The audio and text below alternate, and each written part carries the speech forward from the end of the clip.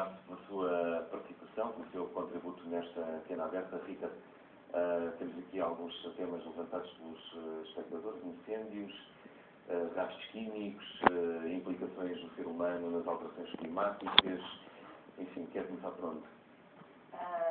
Portanto, pegando a sua pergunta de há pouco, alguns dos nossos telespectadores disseram que sim, senhora, que as populações não podem continuar a viver à beira-mar.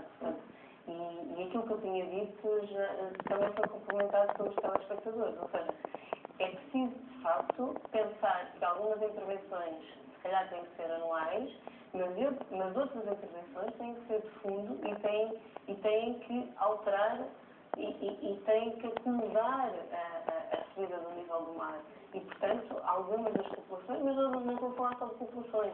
Neste caso, nos últimos dias também houve muitos apoios de praia, muitos restaurantes afetados. Ou seja, nós temos planos de ordenamento da orla costeira, mas se calhar na próxima revisão dos planos, alguns dos apoios de praia, alguns dos restaurantes estão mesmo à beira-mar, têm que ser colocados mais para trás para não estar tão sujeitos a estas vagas, a estas correntes oceânicas, principalmente durante o inverno. Incêndios no inverno porque a nossa temperatura média global em Portugal também está a alterar, ou seja, nos últimos anos... Há dados científicos que comprovam isto? Claro que há.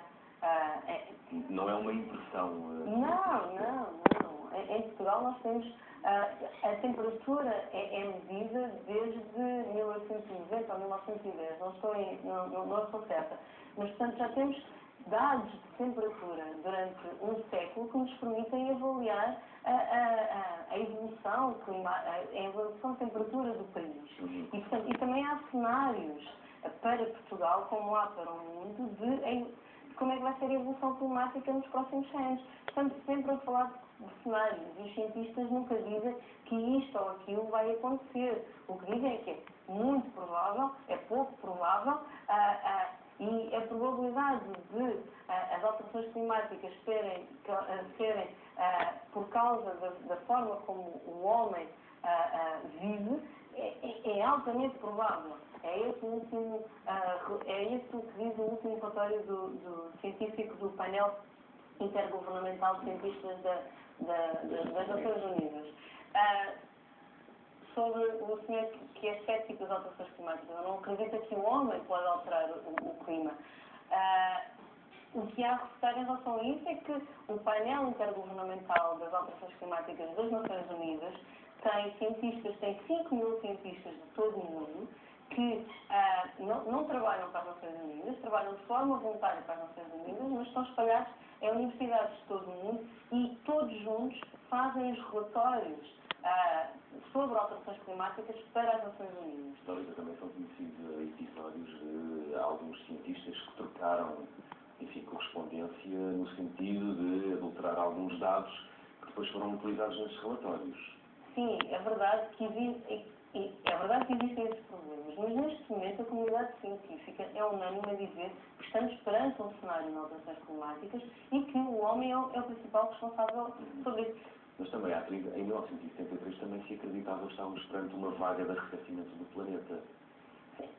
Isso. Ou seja, não temos a noite e o dia em apenas 30 anos.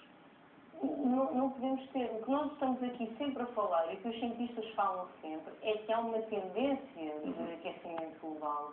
E, portanto, obviamente que há episódios de mais frio, de mais calor, há episódios, mas depois temos que olhar para os dados dos últimos 100 anos. Portanto, a tendência global, digamos assim, nós não olhamos para mostra que há um aquecimento e que isso tem implicações no clima. Nós não olhamos para um verão que é muito quente e dizemos estamos perante um cenário de aquecimento global. Não. Nós olhamos para os verões dos últimos 100 anos e vemos a tendência de aquecimento ou arrefecimento desses verões. E é sobre esses dados de tendência que depois os cientistas fazem as suas projeções com modelos para o futuro. Portanto, estamos sempre a falar de tendências e do que é provável que aconteça e o que é provável que não aconteça. E o que é facto é que, se olharmos para os últimos 100 anos, os fenómenos climatéricos extremos estão a aumentar e isso é muito provável que continue a aumentar ainda mais nos próximos 100 anos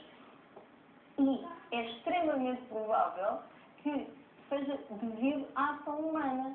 Portanto, e como dizia o último telespectador, por causa do excesso de dióxido de carbono que lançamos para a atmosfera. É a principal causa do aquecimento global. E, portanto, e o que é que está a ser feito para resolver o problema? De facto, ao nível da União Europeia, está-se a pensar em metas para 2030 de redução de emissões de gases de efeito de estufa, em que o dióxido de carbono é o principal, em metas de energias renováveis e de eficiência energética.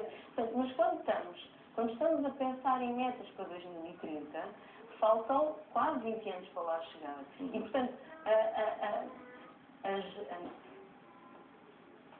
a política, os partidos políticos, os governantes, os agentes políticos têm que pensar, e o que nós pedimos ao ONGs é que têm que pensar a médio prazo para se atacar o problema das alterações climáticas.